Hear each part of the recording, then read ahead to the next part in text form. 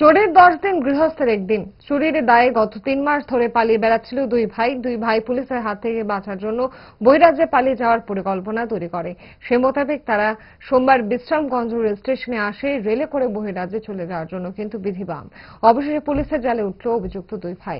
সরকারি নেশামুক্তি কেন্দ্রের rod, cement, পাথর চুরির দুই পান্ডাকে 3 মাস পর আটক করল বিশ্রামগঞ্জ থানা পুলিশ। গোপন সূত্রের খবর পেয়ে বিশ্রামগঞ্জ থানার ওসি সুবিমল দেবনাথ সোমবার দুপুরে বিশ্রামগঞ্জ রেলওয়ে স্টেশন থেকে তাদের আটক করে। এই বিষয়ে ওসি সংবাদ মাধ্যমের সামনে বিস্তারিত তুলে ধরেন।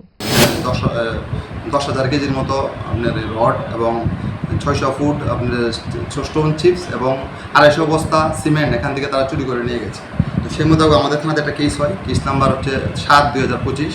তো এই কেসটা নিয়ে আমরা প্রথমেই এই যে পঙ্কজ দাস তার বাড়ি থেকে আমরা প্রায় 8,800 কেজির মতো রড এবং 400 ফুট আমরা এই স্টোন চিপস তার বাড়ি থেকে রিকভার করি।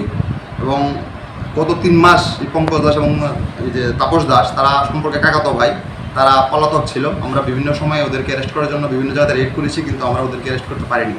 তো ইন দ্য মেইন তারা আমাদের এখানে মাননীয় পিটিশনাল সেশন জজ কোর্টে বেল পিটিশন করে, ওখানে তাদের বেল রিজেক্ট হয়ে যায়। তারপরে তারা আবার হাইকোর্টে বেল করে, হাইকোর্ট থেকেও তাদের বেল রিজেক্ট হয়ে যায়। তো আজকে সকালবেলা আমরা একটা গোপন খবরের ভিত্তিতে তারা দুই ভাইকে বিশ্রামগঞ্জ রেল স্টেশন থেকে আমরা তাদেরকে গ্রেপ্তার করতে সক্ষম হয়েছি এবং আমরা আজকে তাদেরকে মাননীয় কোর্টে প্রেরণ করেছি 5 দিনের পুলিশ রিমান্ড চেয়ে। এটা বিশ্রামগঞ্জ থানা।